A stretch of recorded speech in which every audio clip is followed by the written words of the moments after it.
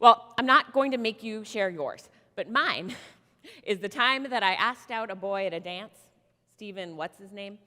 And he literally went, no.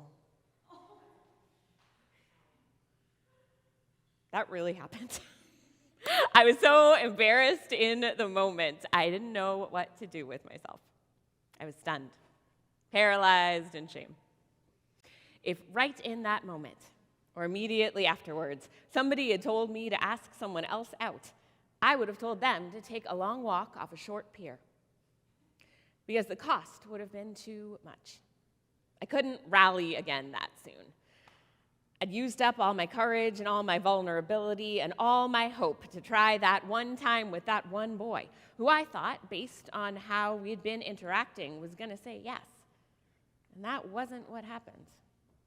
There was no situation where I was going to try that again, where I was going to take that kind of risk again. No, thank you, sir. I wonder if that was something like what Thomas is feeling in our story tonight. That no, thank you, sir feeling. I wonder if after hoping so hard that Jesus would be the one, he couldn't bring himself to rally again when the other disciples told him Jesus was back from the dead. It makes sense to me. Jesus had been the leader they had waited for, the one who would upset the status quo, heal the sick, feed the hungry, walk on water, and change the world. And then the world killed him.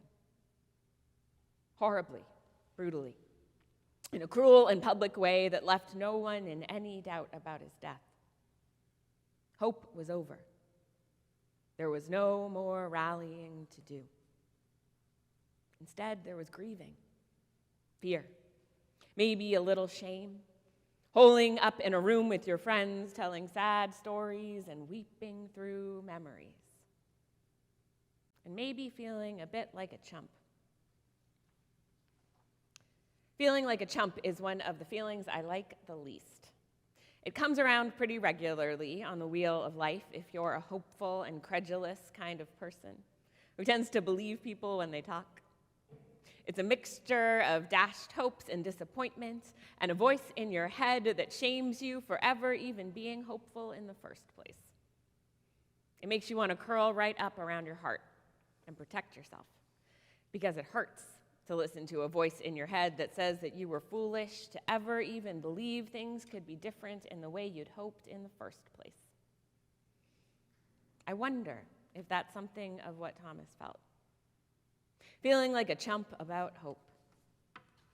I think you all know that feeling because you all nodded when I asked you if you could think of a time you felt embarrassed. You know that under your rib cage, gut punch, yuck feeling.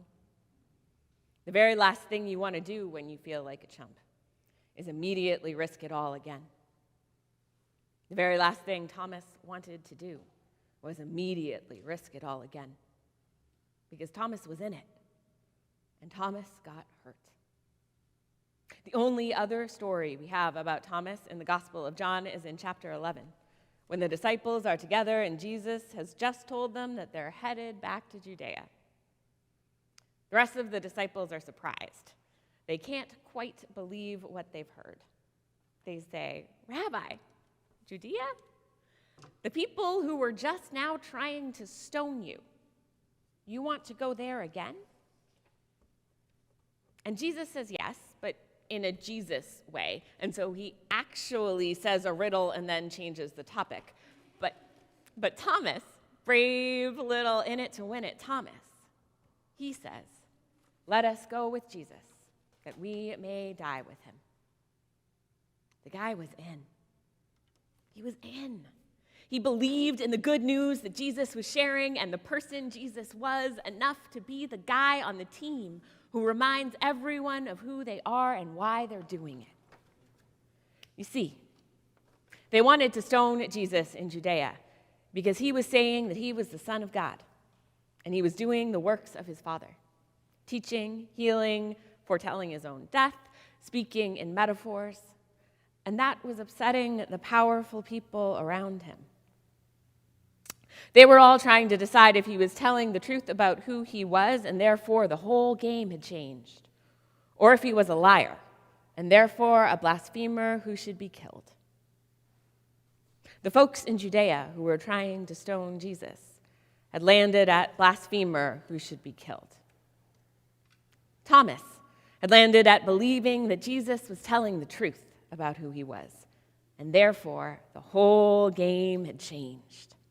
And he was willing to walk, eyes open to his death, to support the rabbi who was the Son of God on earth, leading that change. Thomas was in it, up to cost his life in it. And then it was over.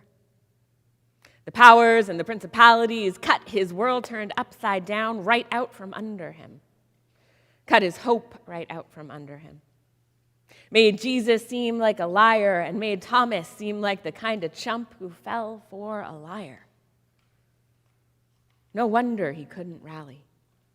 He'd believed Jesus when Jesus said, "If you continue in my word, you are truly my disciples, and you will know the truth, and the truth will make you free." And now he was stuck, hiding in a room with his friends without Jesus and scared for his life.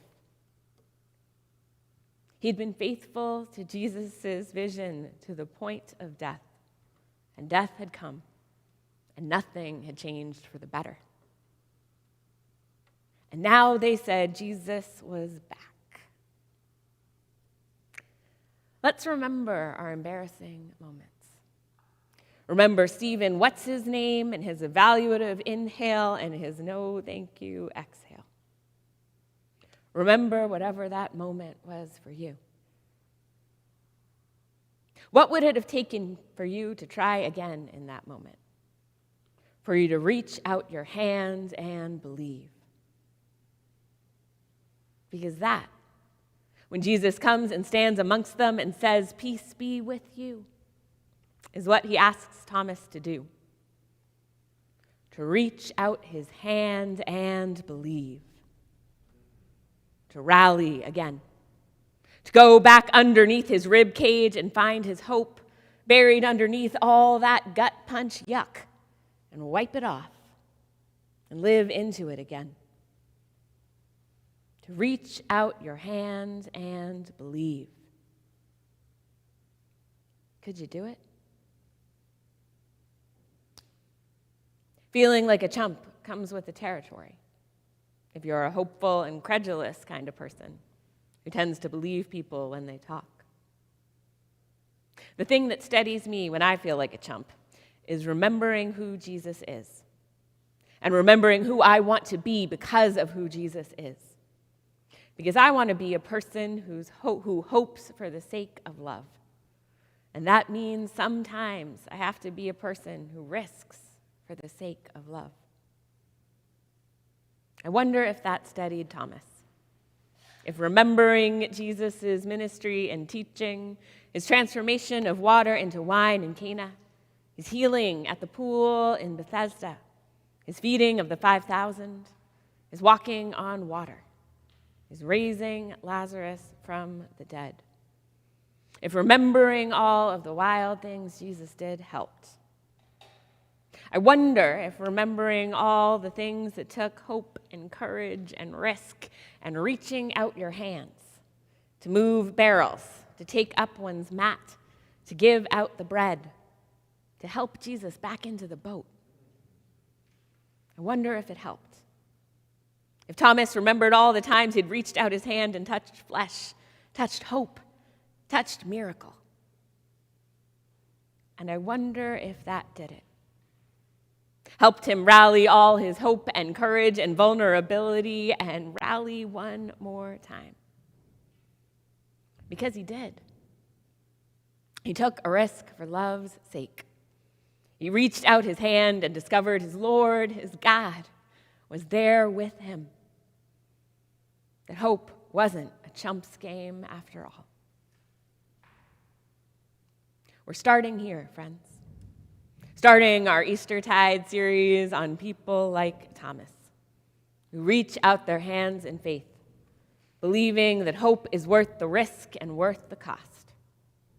Folks who believe their hands will catch hold of someone, something, and together they can build a better world. Jesus tells the disciples that blessed are those who have not seen and yet have come to believe. That's us. We are the people. People who have heard tell of a man who turned water into wine, healed the sick, fed the hungry, and came back from the dead so that he could share his spirit with the people who believed in him. That's us. We're the ones he calls blessed. Blessed to gather up our hope and our courage and our vulnerability and put it all on the line and rally again, no matter the outcome. Because when we risk being a chump for the sake of love, when we reach out our hands in faith, we catch hold of the Lord our God, who is love at work in the world. Amen.